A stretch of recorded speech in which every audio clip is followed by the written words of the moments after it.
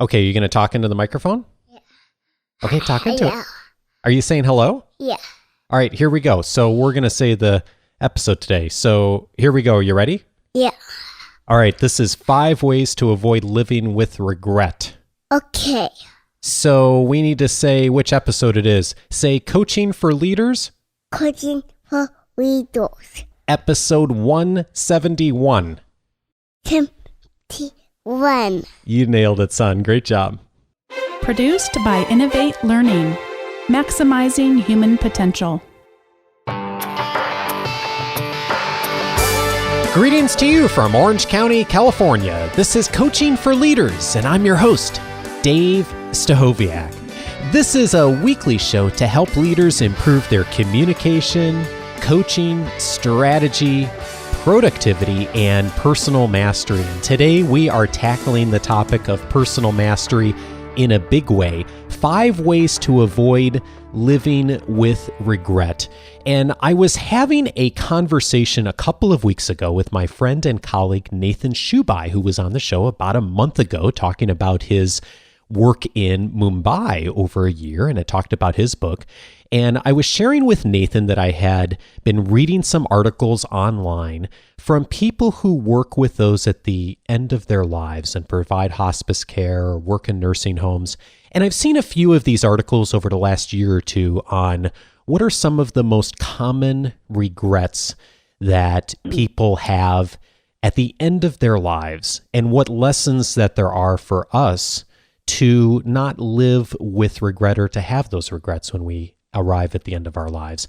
And he said, well, I have a friend who has written a book on attending 30 different funerals and the lessons that she learned of going to visit people who had passed on and the great lessons from their lives that we can take into our lives. And so I am so thrilled to be able to introduce to you Allison Clarke. Allison is with Allison Clarke Consulting. She has a long and successful career in the training and consulting industry, and she is the author of the book, What Will They Say? 30 Funerals in 60 Days. Allison, I'm so glad to welcome you to Coaching for Leaders. Welcome. Well, thank you so much for having me, Dave. I'm excited to be here. Well, I am excited to have you too. And this may sound like a weird topic for us both to be excited about to some people. But there's so much wisdom of really looking at things, of beginning with the end in mind. And I'm just really curious, before we get into talking about some of the ways to avoid living with regret and the principles you found, how did you get started with this project? Yes, so it was about 5 years ago, and I attended my first National Speakers Association conference. And in that group of people, there's a lot of authors. About 70% of them have authored a book. And so they were asking me, what's your book on? And at that point, I had not written a book.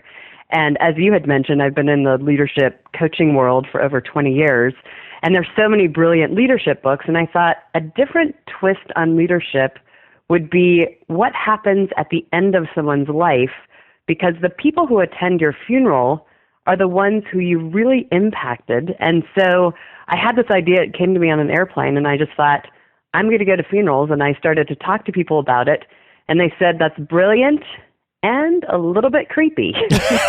So I went and I met with a general manager of a funeral home here in Portland, Oregon, and told her my idea, and she, of course, loved that, and told me how to read the best obituaries, best tools online to read obituaries. And from that, I picked 15 men and 15 women, completely random. It wasn't anyone who was super famous, but the range between 35 and 104 and a half was the age range that I went to. So I broke it up evenly between men and women. Interesting. So how did you decide which of these to choose to go to? Was there anything in particular you were looking for, or any kind of criteria you used, or was it just what caught your attention on the obituaries? Yeah, it was a variety, because I wanted to make sure that I captured, most age groups. I didn't want to go under 35. One in particular caught my eye because I love to personally dance, but this woman, she said she was always the first one on the dance floor, and I thought, I already like her. So I went to hers. But it was really just, I would read the obituaries. And what I also found is when I speak to audiences that how many people also love to read obituaries because they're fascinated with people's lives. So it was really interesting reading them, but there were just a couple things that perhaps stood out to me that made me say, okay, I'm going to dress up and go to that one today. Oh, interesting. So you did this over the course of 2 months, 30 funerals in 60 days, which is Correct. really amazing. So what we're going to do today is let's look at, you pulled a lesson from each of the funerals you went to. So in your book, you outline 30 of the lessons that you learned. And so today we're going to look at 5 of them that you've chosen for us that you think are really helpful to our community and our audience. So let's jump into the first one here. The first lesson is listen and lead others to their own answers. Tell me more about that. Yes. With leaders today, it's so important to really listen and engage with your employees. And we all know that we get distracted with technology. And so many of the funerals that I went to, people spoke on how the person really gave them their full attention and they were there for them when they needed to be there. So this particular woman who I went to this funeral, her daughter had stood up and she said she never told me the answer, but she always kept asking these open-ended questions that led me to my own answer. And in business and in your personal life, I believe that everyone could be more effective in listening because we really only have one chance to make a true difference. And if we can listen more effectively and truly engage with people, you're going to make a huge difference in your personal and your professional life. Interesting. And I think from a parenting perspective, it is so easy for those of us who are parents to sometimes jump in and to give our opinion and to give answers to our kids. And so it's so interesting to hear that opposite perspective from at the end of someone's life, a child saying, it was so valuable just to get the questions and to get that coaching from a parent. Right. Well, and then people find their own solutions more effectively if you truly challenge them to find it on their own. What is it about the way she said that or that experience going to that funeral that really struck you as that person having done that really, really well in their life? Well, one, because I believe it's so unique that people truly listen and give that time to others. And also seeing her daughter up there and seeing a very confident woman that she had become, I knew that was part of it because of the tools that her mother had given her to truly come up with her own solutions to life. Oh, interesting. What a great gift to give her. Oh, yeah. And it was at every funeral, I shouldn't say it everyone. Actually, I can say that. At every funeral, I was going to say there was a child speaking, and all of them you could see the influence that the parents had. Whether it being confidence or they love to ski or, they transferred a passion. So it's, as parents, I think, because I'm also a parent of 2 girls who are 13 and 15, we really need to remember the impact that we have on them, or not even if it could be an aunt or uncle that you could, or, if you work in the community, but really the impact that you have on children. Yeah. All right, let's look at the second one here. You say, remember the value of face-to-face communication. And this is something that probably there's an even bigger lesson here today than there was 10 or 15 years ago in the digital world, isn't there? Yes, it's huge. You probably see this a lot working with your clients as well as I do. It's people hide behind technology. They text, they email things that they would not have the courage to actually say face to face. And going to these funerals, I saw the power that these people had of actually making time to communicate face to face. So this particular funeral, the woman stood up and talked about her brother being an uncle to her kids. And she said he wasn't just a signature on a card. He actually had that face-to-face time with her kids that made such a huge difference. And as I was sitting there, I thought, so many people don't even take time to actually sign their name and write a card today, but he really made time to have with his niece and nephew to make sure he built that relationship. So in business, it's extremely important. And, just to truly make time for people to see their face, you have such a deeper connection with them.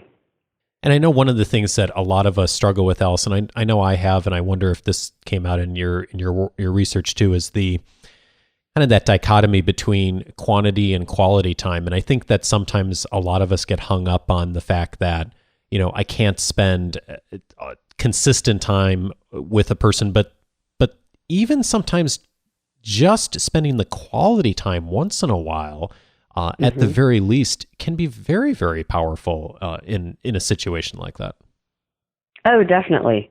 Yeah, even if it's once a quarter and you make time for someone perhaps you hadn't seen, whether it be a client or someone in your personal life, I believe that it's something that you have to be more intentional about, because we all say, oh yeah, we should get together. And then we don't. We don't, yeah. So really making it a high priority, and to your point, making sure that you are making it's quality and it's worth your time. Who do you really need to spend time with? And then block it today as you block any of your meetings that you would have. Block time for people to actually see them. I'm not sure if you can answer this next question because, obviously the people whose funerals you attended, you never had a chance to have an interaction with them. But did you get a sense, and for this person particularly, did you get a sense that that was something that they did very consciously or made time in their schedule or somehow prioritized that to make that a consistent piece of what they did? Or was it just something that came naturally to them? No, it was definitely something that he made time for. So intentional planning, effort, consistency. Yep. Yeah. It's fascinating. Yep. Fascinating. All right, let's, I think this is a good transition to the next one here, which is number 3, do something unique and special for someone. Tell me about that. So a lot of the funerals, I heard different experiences that the person had created for others. So one in particular was a gentleman who every Thanksgiving he would plan a fishing trip with his buddies. And he would do everything for it. So he would pack the lunch, and it just was a really unique experience that they did. It was a tradition that they did every year. But I also heard about how one woman would make any event that she ever went to special. She would bring flowers. She would hug everyone and greet them with her energy.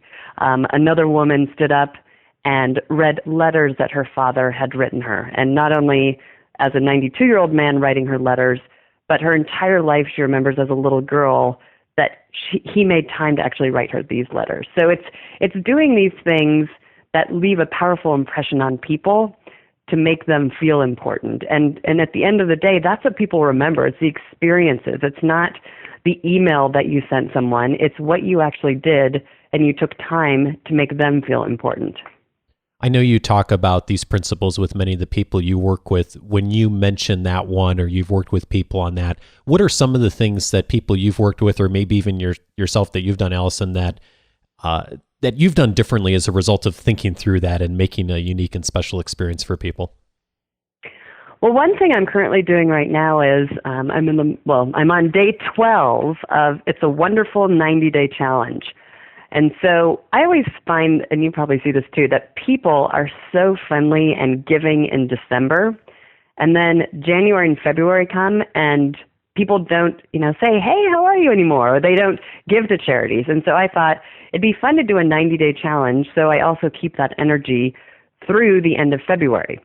And I'm just doing random stuff. Like I gave my recycling man a big blow-up tiger and a Starbucks card yesterday. He's like, whoa, what was this? Then at my gym yesterday in the evening, I found the guy who was working out the hardest, and I had bought a small Power Ranger, and I gave it to him, and I said, you know what?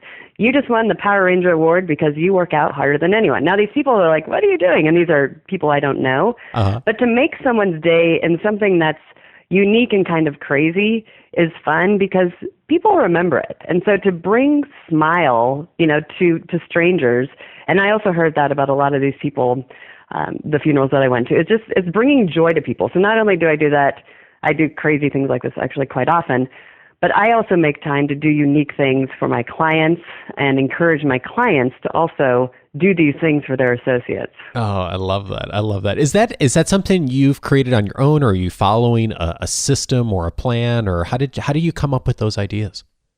You know what? I have a little bit different brain, Dave. So I made that up. Awesome. I was standing in Starbucks and I saw something that said something like, it's a wonderful, I don't even know what their campaign is right now. It's a wonderful something.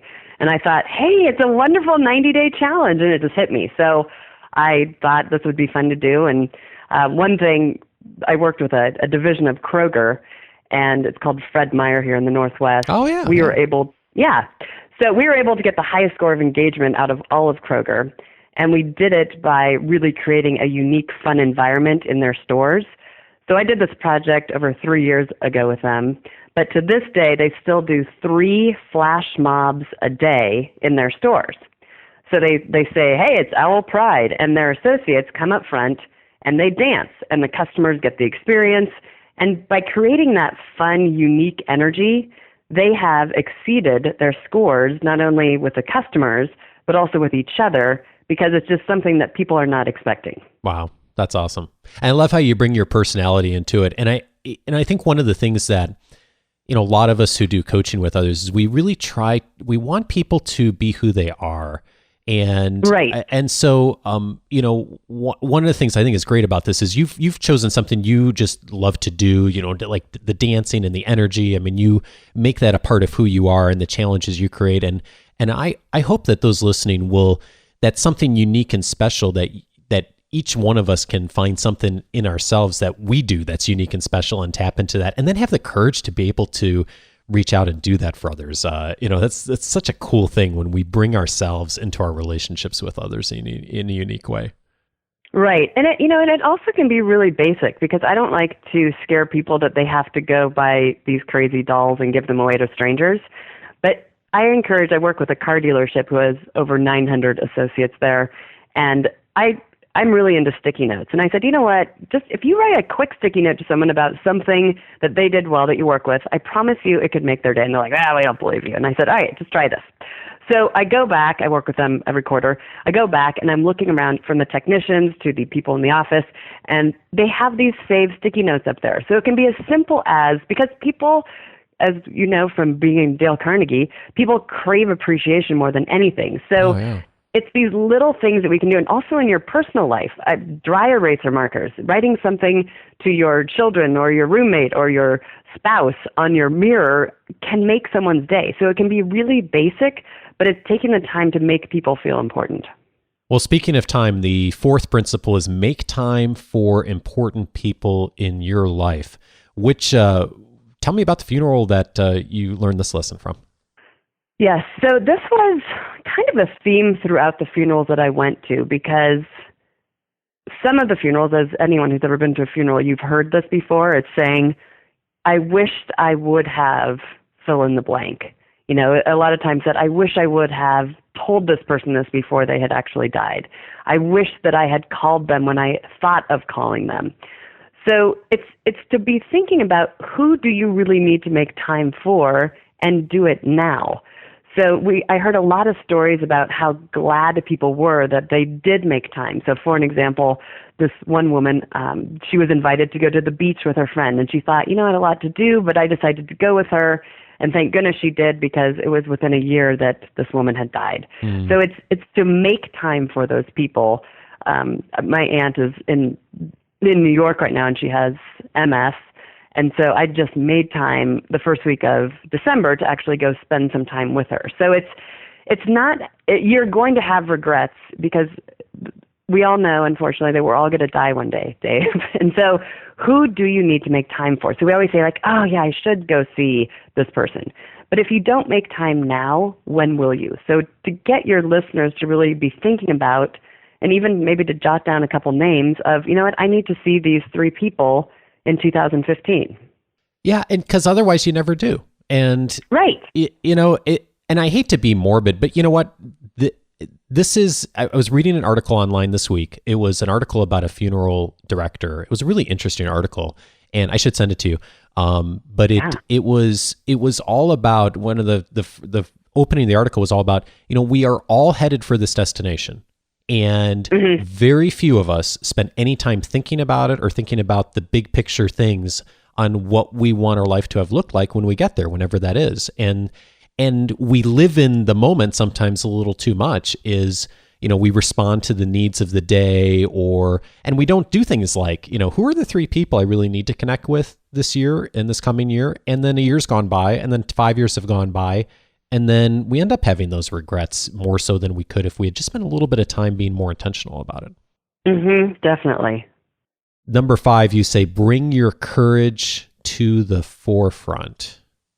So anyone who reads obituaries knows that most of the time it's not stated how this person had died. And so when I went to the funerals, some of the ways that these people died were very surprising to me.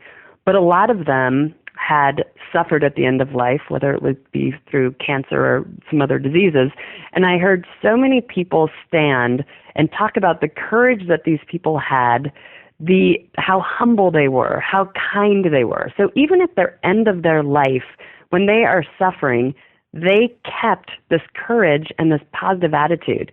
And when I walked out of every funeral, some people thought that's a very depressing project. And I said, it actually is inspiring because we still have a chance to live. But it also would remind me when I'm around some people, and let's say you're talking to someone in line at the coffee shop or whatever, and they complain about things.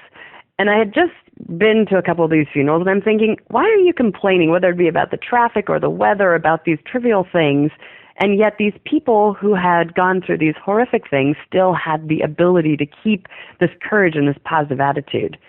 So if everyone could think about how could you have a little bit more courage in your life, and it could be courage to do something you've always wanted to do, as crazy as skydiving, to trying a new food or getting promoted to a new position in your company. But it's having the courage now to face life and do things differently. And it could be changing your attitude or changing something about your life. But I was very struck by how much courage these people had at the end of their lives. Well, I'm so glad you said that. And boy, there is nothing for a person's perspective than to go to a funeral of someone you cared about.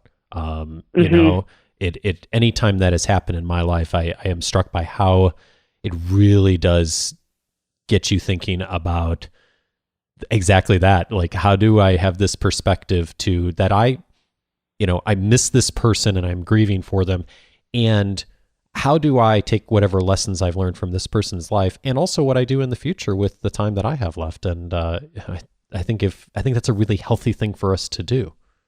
Definitely. Well, I know it's interesting. I was just going to say my financial planning clients remind me that 80% of people do not have a will. So a lot of this culture, we aren't even dealing or thinking about death, not alone planning for it. So if you become more intentional about what you want to do while you're alive, but also, just have it on your forefront, it's going to make a big difference on how you actually live your life.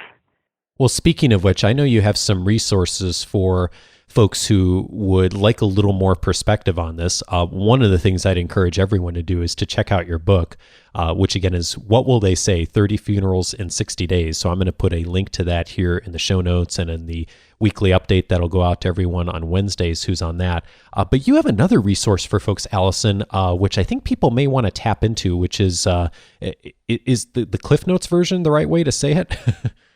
Yeah. So it's a little booklet. It's called The Leader Who Never Dies. And I do a lot of keynote speaking all over the country, and I use these as one of my tools. So it's a small guide, and if they're familiar with the Dale Carnegie Golden Book, it's a little bit bigger than that. It's about 80 pages. But there's places in there that you can start to write, what do you want to do while you're still alive? So it could be as big as, trips to Italy, to going to a restaurant, perhaps calling a friend. There's places to write about your own strengths, who you've influenced, different goals that you actually want to set. And it's a wonderful tool. Actually, it's great timing to use in January to really reset your brain on how do you want to live differently this year, and actually writing it down. So you and I both know that writing things down and telling other people, you have a much better chance of actually succeeding and hitting that goal. So it's a great tool. Plus there's a bunch of quotes and motivating positive fuel for your brain in these booklets. Awesome. And that sounds like a fabulous resource. What's the best way for people I'm going to send you one, Dave. I would love that. That would be great. And I think you said there's a way folks could get access to that too. What's the best way if someone wanted to tap into that to get a copy? Sure, yeah. So we ship them out of Oregon, and they can email me at AllisonClarkeConsulting.com, and that's 2 L's in Allison with an E on Clarke. Okay, great. Perfect. So get an email to Allison, and don't worry if you're listening in the car on the road. I'll have that in the show notes and make sure that goes out on the Wednesday update as well, so you can reach out to Allison and grab one of those books. Allison, what a great project. I'm so grateful for your time and just taking time to, really be an inspiration for us, especially this time of the year and thinking about the new year and helping us to live without regret. So thanks so much for your time and your resources. I'm just thrilled to have you.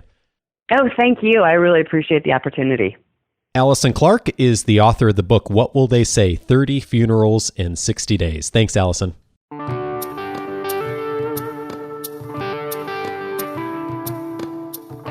Two final actions for you in thinking about this episode today. First and foremost, I'm so glad to get introduced to Allison this week, and she has such a unique and positive perspective on how to make the most of your own planning and also for your organization. So if you're looking for someone who's a great speaker for your organization, I certainly would encourage you to check her out as a resource. And of course, all her contact information will be on the show notes and the weekly leadership report this week that all of you get on Wednesdays. Secondly, I want to share with you my goal setting process for 2015. I mentioned in the interview that we get to the end of the year a lot of times and we wonder where the time has gone. And I have certainly had that happen. And I've had it happen more than once, a number of years in the past. And last year I was struggling with this at the same time too, of trying to figure out what was I going to do for planning and what had I done in the last year. And I noticed that Michael Hyatt, who has a podcast called This Is Your Life, had created a course called 5 Days to Your Best Year Ever. And now Michael Hyatt has one of the most professional and trustworthy brands on the internet today, and he doesn't do anything halfway. Bonnie and I have both purchased products from him before and have been really pleased with what we've gotten. And I've recommended his show a number of times in the past and to people I speak with. But when I saw this course, I was interested in it, but I kind of hesitated last year, mostly because my ego got in the way. After all, I do a leadership podcast, right? So I was thinking, I should know how to set my own goals. But, when I really thought about it, I realized I haven't had a lot of success of doing that for myself in a structured way and following through on what I know I should do. So I purchased the course because I knew if I made the investment that it would really motivate me to go through the process. And I'm so glad that I did. I set 10 goals during that course last year. 6 of the 10 goals I absolutely accomplished, and big check marks on those. 2 of them are still in progress at the time I'm recording this. I probably won't fully finish them by 2014, but I feel good about the progress I've made. And on the final 2, I fell completely flat on my face. So, but that's a lot better than what I've done in previous years. And I actually think that's kind of a good place to be is, we should set goals that stretch us and we may not necessarily always get to, but are going to push us forward. And I was asked earlier this month if I'd like to participate in joining Michael's team to get the word out about the course this year. And I was thrilled to be asked because I was already planning to purchase the course again. And I want to invite you to join me this year in participating in making your 2015 your best year ever, and to consider Michael's course as an option for doing that. So here's what you get if you join the virtual course. He's going to walk you through this process of helping you identify what's getting you stuck and holding you back from achieving the things that matter most to you. And the course is really masterful at laying the groundwork for your best year ever by having you look at the previous year and leveraging the lessons you've learned to achieve success. And that really struck me as really helpful last year when I went through this process, because oftentimes when we think about goal setting at the beginning of the year, we think about what do we want to get, but we don't necessarily go back and think, okay, what didn't work in the past and why didn't that work? And really examining that so we don't repeat the same mistakes we've made in the past. So he provides this great template for creating your 7 to 10 goals and then knowing what to pursue first. And he also includes 7 actions that you need to take in order to guarantee that this will be your best year ever. It's a 5-day virtual course. It takes about 30 minutes a day, and I found that to be absolutely true when I did it last year. You can start those 5 days whenever you want during the holiday season once you register for the course. I've already registered, and I'm starting my 5 days on December 26th, but you don't need to pick the date.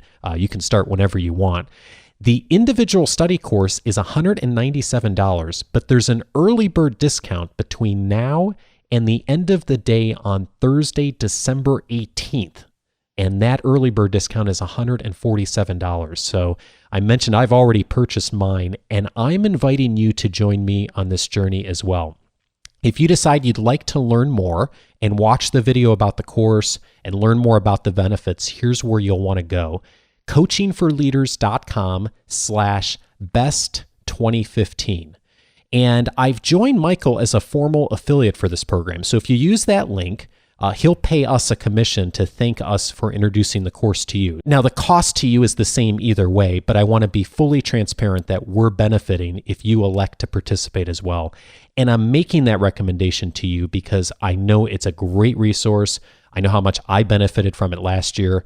And I've already purchased the VIP version of the course this year, which you can also do. So I'm going to be there right there with you participating in this experience too.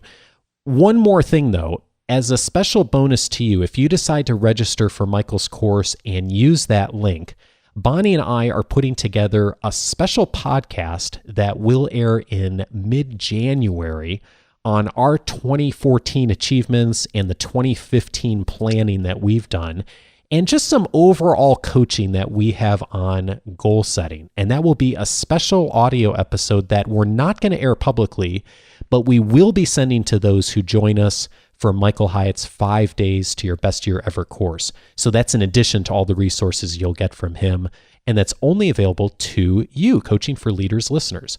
So if this has gotten you thinking, this conversation today about how to live without regret, and you're ready to follow a process that will help you make the most of 2015, here's where to go. coachingforleaders.com/best2015. And once you register, forward your receipt to us at feedback@coachingforleaders.com. That's how we'll know to send you the special bonus audio from Bonnie and me, and we'll deliver that to you in mid-January, a few weeks into the year, to help you stay on track for your best 2015. So again, coachingforleaders.com/best2015 and forward your receipt to feedback@coachingforleaders.com. I can't wait to join many of you on this journey, and thanks in advance if you decide to come along.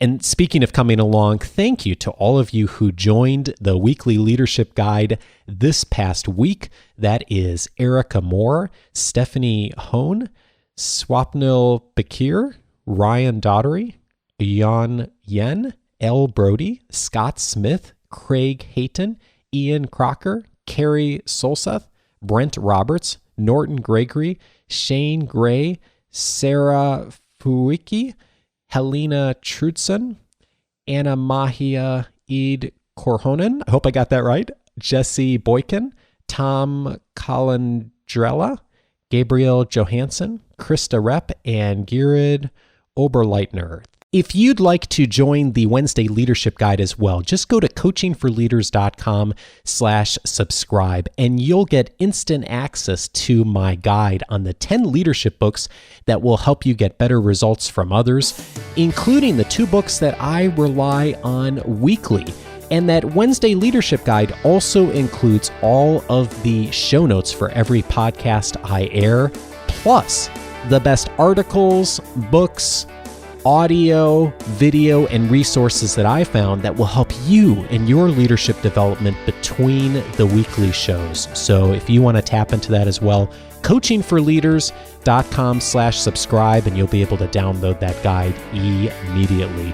Thanks so much for listening today. I hope today's show was helpful to you, and I also hope you enjoyed Luke introducing the show today for the first time. He had a blast doing that, and I think about him a lot when I think about planning and our daughter Hannah and all the important things coming up in this year. And I hope that you will do that same thinking as well. Take care.